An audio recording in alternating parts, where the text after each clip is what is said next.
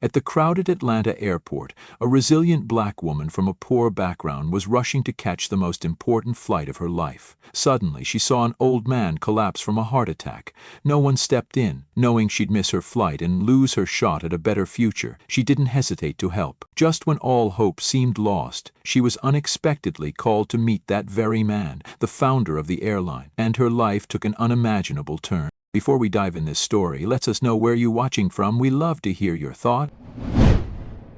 Atlanta Hartsfield-Jackson International Airport pulsed with the rhythm of early morning chaos.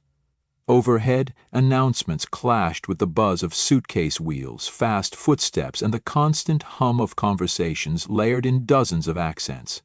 Fluorescent lights flickered above the glossy tile floors, reflecting 1,000 rushed expressions. Businessmen in tailored suits sipped burnt coffee, eyes glued to their phone. A mother tried to calm a crying toddler while her teenage daughter rolled her eyes. Nearby, a TSA officer barked at an elderly man who had removed his belt too slowly. It was just another day at the busiest airport in America, fast, indifferent, and unapologetically cold.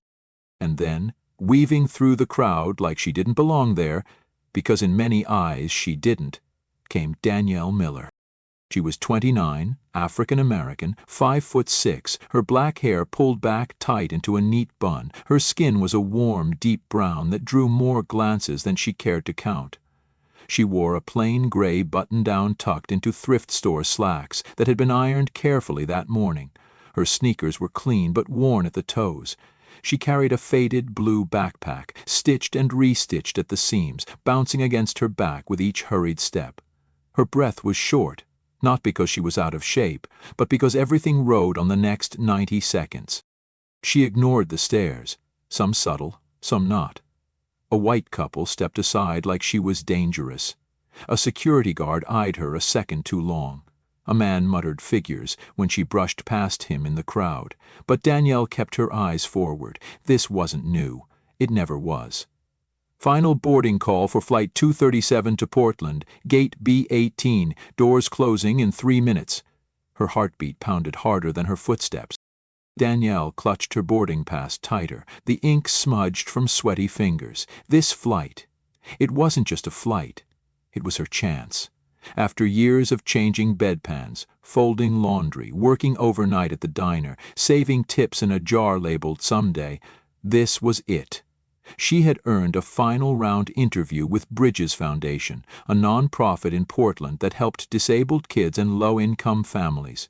It was more than a job. It was purpose. It was the one shot she had at building a life beyond rent overdue notices and second-hand rejection. She darted between clusters of travelers, her sneakers squeaking against the polished floor. Gate B18 was just ahead. Just a few more yards. She could see the airline attendant holding the mic, checking a watch, ready to shut the gate. And then, a sound. Soft. Broken. A wheeze. Danielle's head snapped toward it instinctively. Near a row of blue vinyl seats by a vending machine, a white man, mid-70s, maybe older, had slumped sideways, one arm dangling. His cane lay on the floor. His chest rose unevenly, hand clutched tight over his heart. His face was pale, eyes wide and lost. Danielle froze. Gate B18 was right there. She could still make it if she ran, but the man gasped again, weaker this time. No one moved.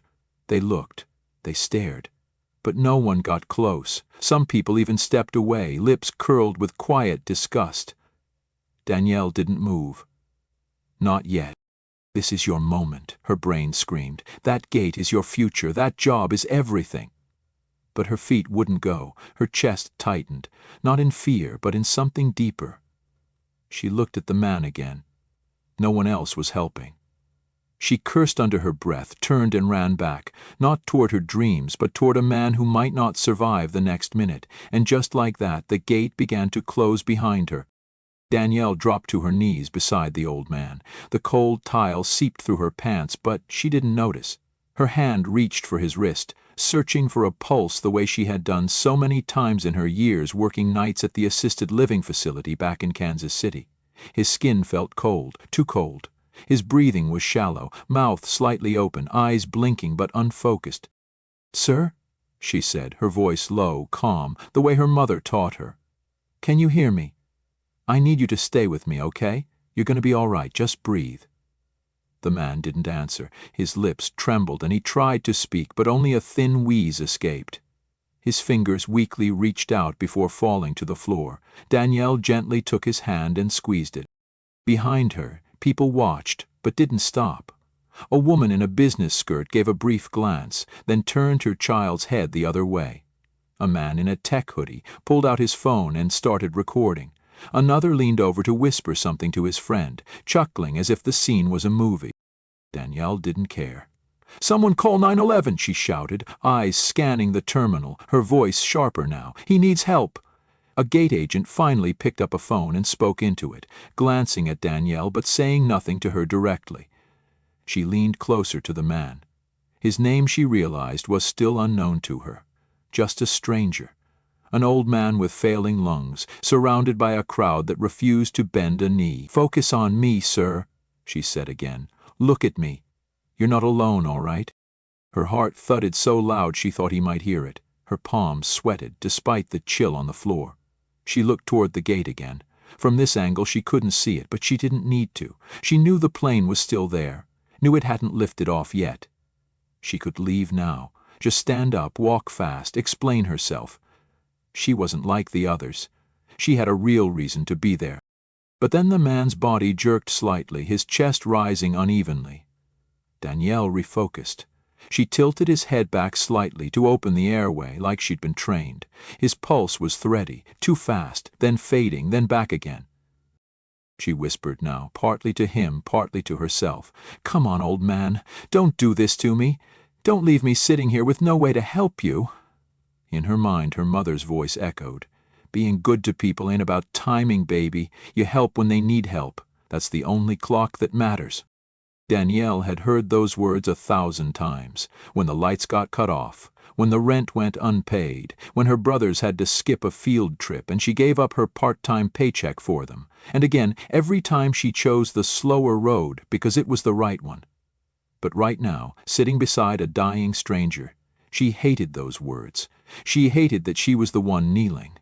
She hated that no one else had done a damn thing, and she hated that helping him might cost her everything. "Where are the damn medics?" she muttered, glancing around. The gate agent spoke into a walkie-talkie again, but still said nothing to Danielle. She was invisible, except to the man whose trembling hand now gripped hers like a lifeline. Okay, she breathed, trying to steady her shaking fingers. "You're holding on? That's good. Don't stop." He let out a low moan, eyelids fluttering.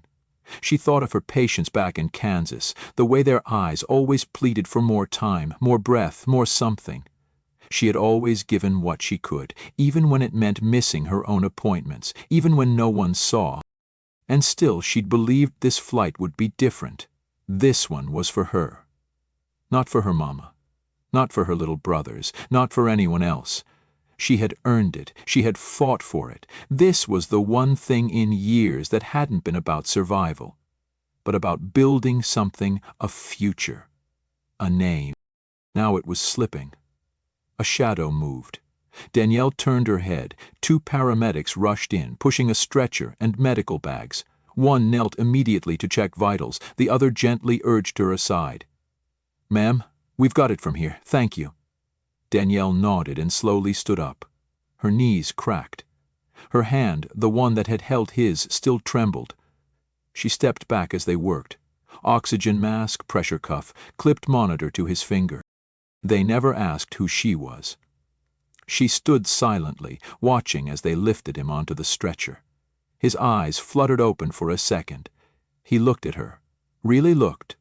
Recognition flickered. His fingers twitched. Danielle gave him the smallest smile she could manage. She didn't know why, but she whispered, "You hang in there, all right?" He didn't reply. They wheeled him away. The terminal returned to its usual rhythm. An announcement about boarding Group 3 rang out. Somewhere nearby, someone laughed at a text. The world had already moved on. Danielle looked down at her hands, then at the empty spot where the man had been. She turned toward the gate. Her heart stopped. The door was closed, the attendant gone. The plane was gone. She checked her phone. 3 missed calls, 1 voicemail. A text from the Foundation's coordinator. "We're so sorry you didn't make it. We understand if you're no longer interested in the position." Her fingers hovered over the screen. She typed, "I'm so sorry. I had an emergency. I won't be able to make it in time." She paused. She stared, then hit send. She stood there a moment longer, boarding pass still in her hand, now crumpled at the edges. Her chest didn't feel proud or noble, just tired. A man in a gray TSA vest passed by, glanced at her, then looked away like she was just another problem too close to shift change. Danielle turned toward the seats. Her legs gave out when she sat, her back slumped. She had done the right thing. She knew it, but doing the right thing didn't pay rent. Doing the right thing didn't get her to Portland. It didn't change the fact that all she had left in her bank account couldn't buy another ticket.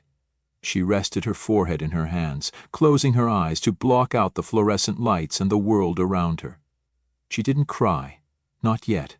She just breathed, slow and shallow, like the man had just minutes before, and quietly she wondered if she had just let her only shot slip through her fingers forever. The airport clock ticked past noon, though time had stopped meaning anything to Danielle. She sat slumped in the corner near gate B-18, the same place she'd collapsed into after the paramedics rolled the old man away and the last call for her flight faded into silence. Her body was there, but everything else, her mind, her heart, her purpose, felt adrift. Around her, the airport moved on. The same intercom voice announced flights to Chicago, Denver, Miami. People checked their watches, made phone calls, chewed gum. A little boy screamed over a spilled juice pouch while his mother negotiated with a gate agent about seating. It was like the world had resumed a show she'd been cut from. Danielle stared at the text message on her phone, the one she'd sent 20 minutes ago. No reply, not even a read receipt. She knew what that meant. They'd moved on, too. There were plenty of other candidates who hadn't missed their flight, candidates who hadn't stopped to help an old man choking on his own breath, candidates who had done exactly what they were supposed to do, show up. She had tried so hard to prove that she was more than her zip code, more than her paycheck, more than the stereotype. She had carefully crafted every step. Resume, interview answers, outfit, hair bun tight enough to hurt, but none of that mattered now. She didn't show. She failed. Her thumb hovered over the screen. For a moment she considered typing out some long explanation, something that would make them understand she wasn't irresponsible or late by choice, but what would she even say? "Sorry I missed the most important meeting of my life. I was trying to keep a man alive with nothing but instinct and shaky hands. Also, I'm broke and have no way of rescheduling this flight. But please believe I'm a professional." No, they wouldn't understand, not really, not people who never had to count quarters at the gas station or debate between rent and groceries. She turned the phone off. No vibration, no signal, just silence. Her stomach growled, reminding her she hadn't eaten anything since the yogurt at 5 a.m. The thought of food made her nauseous. What little money she had left was supposed to last through her first week in Portland. Food, bus fare, maybe a thrift store blazer for the second interview if she got that far. Now? The only thing she could afford was maybe a black coffee and a ride back to the boarding house she was crashing in until her return flight, which she no longer needed. The ache in her chest wasn't just disappointment. It was that deep, bitter kind of ache that comes when you know you did the right thing and still lost everything. She leaned back in the hard plastic chair, eyes stinging. But the tears wouldn't come, not yet. She was too tired for tears. A janitor pushed his cart slowly past her, an older black man with silver hair tucked under a navy cap, moving with the rhythm of someone who'd worked long enough to know the day wasn't going to get easier. He glanced her way. She noticed but didn't speak. He emptied a trash can nearby, then paused, eyes resting on her face, like he saw something most people didn't bother to look for. "You okay, miss?" he asked, voice soft, gravelly. Danielle forced a tired smile. "Just missed my flight." He didn't respond right away, just nodded slowly, like he understood more than the words she said, like he'd heard that kind of answer before, wrapped in a tone of defeat that spoke of more than a boarding pass. "Well," he finally said, "you're still breathing, that's something." She let out a breath that almost sounded like a laugh, not because it was funny, just because it felt good to be seen. "Yeah," she said quietly, "that's something." He gave her a slow, knowing look before pushing the cart along, letting her sit with whatever that meant. The sound of his wheels faded, replaced again by boarding calls and rolling suitcases. Danielle sat there for what felt like hours. Her legs were stiff, her back ached. She wasn't sure where to go, but the thought of standing up felt like too much work for a future that had already unraveled. At some point she got up, more out of instinct than will, and started walking. The crowds thinned as she passed through terminals. Her bag felt heavier now, her steps slower. She didn't have a destination. Just needed to move. Maybe that would distract her from the growing lump in her throat. She wandered past stores she couldn't afford, restaurants filled with families, solo travelers watching Netflix with noise-canceling headphones, business types talking too loud into Bluetooth earpieces. No one saw her. Danielle wasn't invisible because she was quiet. She was invisible because people had already decided she didn't matter. A young black woman in worn-out shoes with no luggage and no clear direction. She'd seen the looks. She'd seen them her whole life, in school, in stores, on job interviews where they smiled too wide but never called back, in hospitals where she cleaned up after patients who wouldn't look her in the eye but still clutched their bags tighter when she passed. She was used to fading into the background, but right now it stung. As she passed a small coffee shop tucked behind a Hudson News, the barista, a white woman in her early 20s with a messy bun and tired eyes, glanced up from behind the counter and called out, "Miss Danielle Miller?" Danielle stopped mid-step. She turned slowly, confused. "What, you're Danielle, right?" the barista asked, stepping out from behind the register. "Someone left a message for you. Said to ask you to go to gate C3. Said you'd know what it's about." Danielle blinked. "What? Who?" The woman shrugged. "Didn't say, just asked me to tell you. You were described pretty specifically." Danielle stared at her, trying to make sense of it. Gate C3? That wasn't where her flight had been, and no one else should have known her name. Her heart pounded again, but not from panic, from the strange, unsettling spark of possibility.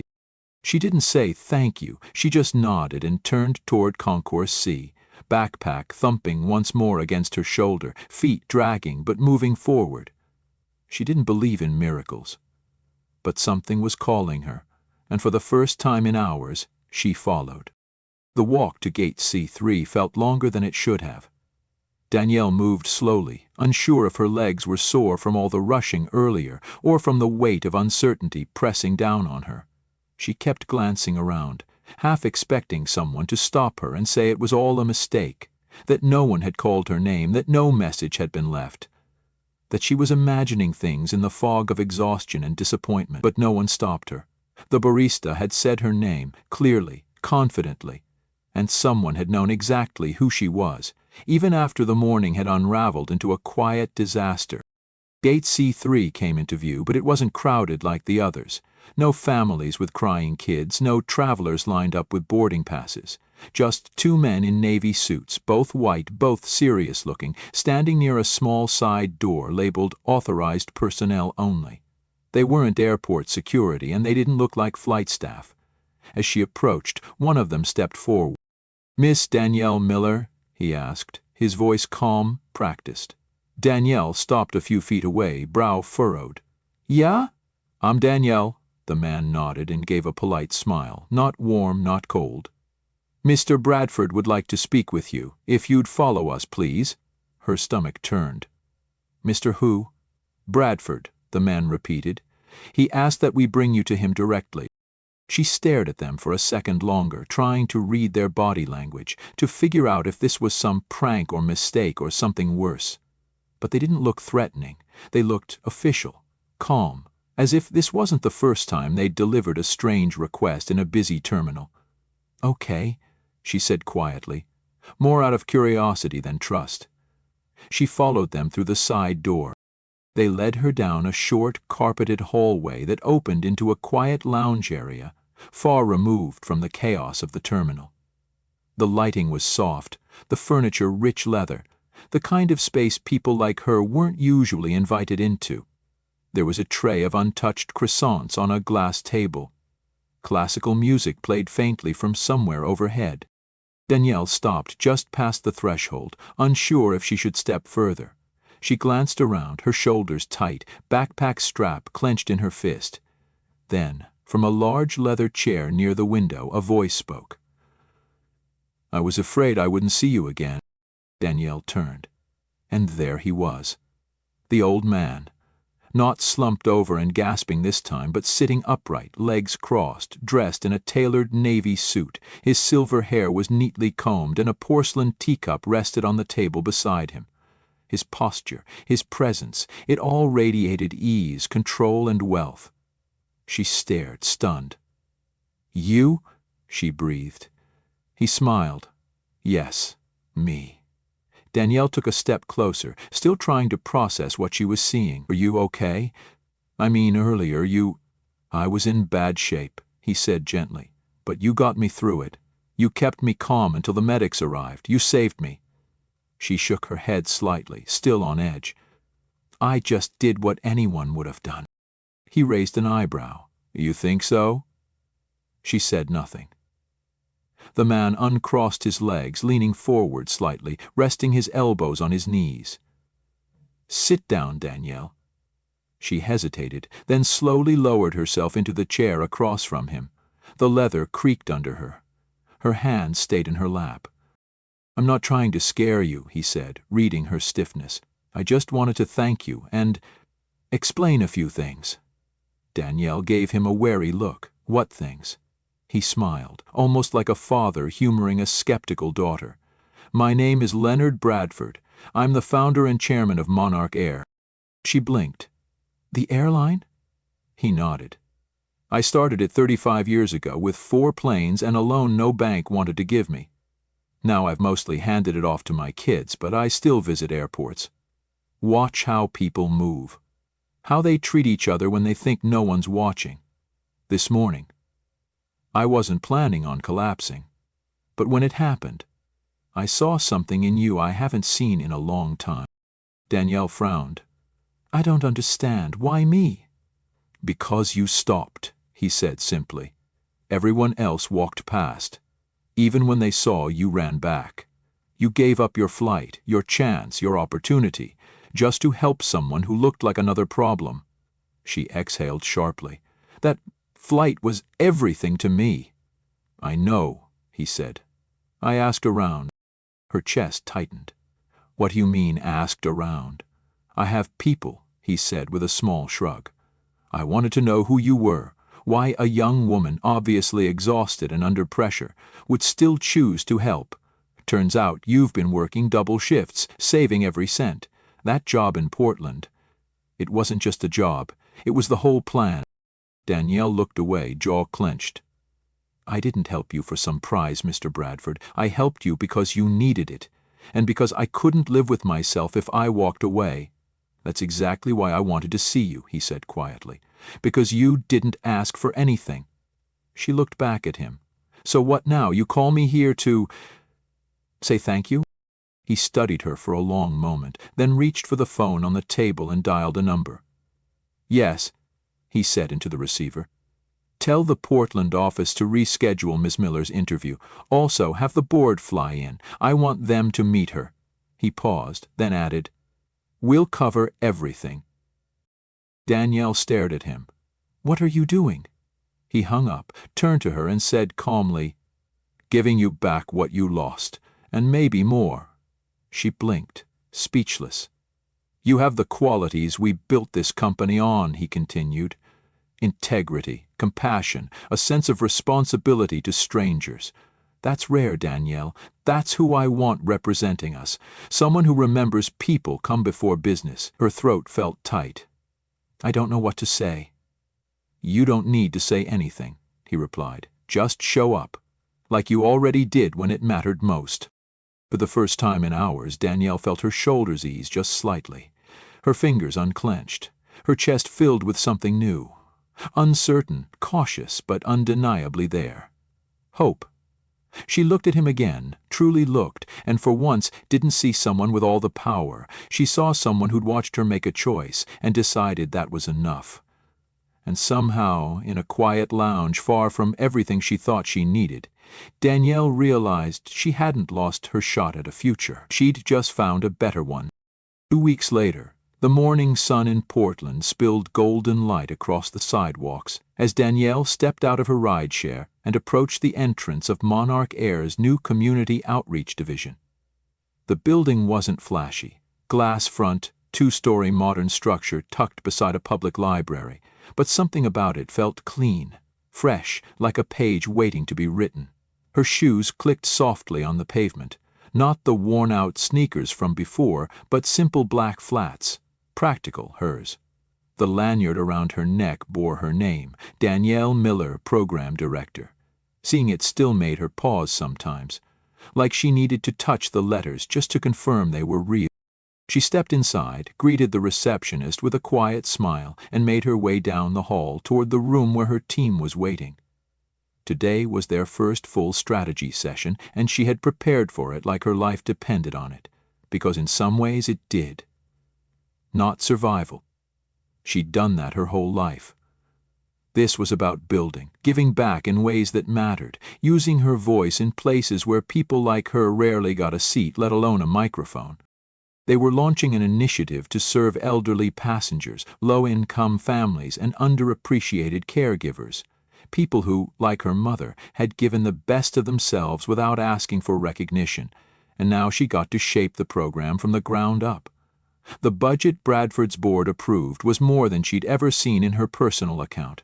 It wasn't limitless, but it was more than enough to do good work if she stayed grounded, thoughtful, focused. Still, as the elevator doors closed behind her and she stood alone for a brief moment of stillness, her reflection in the brushed metal made her pause. She looked different, but not in a way clothes or title could explain. It was something in her eyes. They didn't carry the same weight anymore. There was still worry, sure, still a need to prove herself, still doubt gnawing at the edges, but underneath it all there was pride, quiet, earned pride. Later that afternoon, during a break in meetings, someone from Monarch's media team stopped by the office with a camera and a clipboard. The man was young, enthusiastic, and clearly prepared to turn Danielle's story into a shiny piece of PR. He started talking about angles, headlines, the viral potential of the girl who gave up her flight, but Danielle raised a hand before he got too far. "I'm not doing interviews," she said simply. He blinked. "Oh, I thought," Mr. Bradford said. "He said I'd have the job," she said, her tone firm but kind. "Not that I owed anyone my story." The man hesitated, glanced down at his notes, then nodded. "Got it. I'll let them know."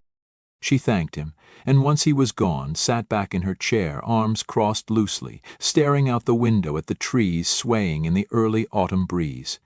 Telling the world what she did wasn't why she did it. She hadn't helped Bradford because she wanted to be discovered or rewarded. She hadn't even thought of reward. She did it because he was a person who needed help and no one else stopped. That was it. In truth, she hadn't even told her roommates the full story. All they knew was that the interview had been rescheduled and she'd gotten the job. They'd hugged her, screamed a little, shared a cheap bottle of wine that night. But she'd left out everything about Bradford, the airport lounge, the suits. Because telling it out loud made it feel like it wasn't hers anymore. And it was hers. Entirely. A few days later, Danielle walked alone through Washington Park, just north of downtown, a paper cup of tea warming her hands. It was late afternoon, quiet, the wind soft through the evergreens. She liked coming here after long meetings. It reminded her of the simplicity she used to crave when everything was chaos. On a bench ahead, an older woman was struggling with a heavy bag, trying to lift it into a cart with one hand while holding her cane with the other. Her movements were slow, unsteady. A young woman, maybe a college student. paused, looked around, then stepped forward and offered to help. The older woman smiled with clear relief, and the two began to talk as the bag was lifted, rearranged, secured. Danielle stopped walking and watched from a short distance. She didn't interrupt, didn't take out her phone or try to insert herself into the moment. She just stood there, silent and still, heart quietly swelling. Because in that moment she saw herself, not in the helper or the woman in need, but in the space between them, that quiet place where compassion moves before thought, where the world softens for just a second and someone chooses to care. She turned and kept walking. Later, in the office, someone had placed a framed photo on her desk without asking. It showed her and Leonard Bradford at the official ribbon-cutting ceremony the week before. In the picture, they were both smiling. He held the scissors, she held the plaque. Behind them, the Monarch Air logo shimmered on a banner that read, "People Before Profit." She missed a flight that morning, missed it without knowing it would cost her everything she had worked for. But she made a different choice, a harder one. And somehow that choice, quiet, unglamorous, unseen by most, had become the very thing that changed her life. Not because the world noticed, but because she did.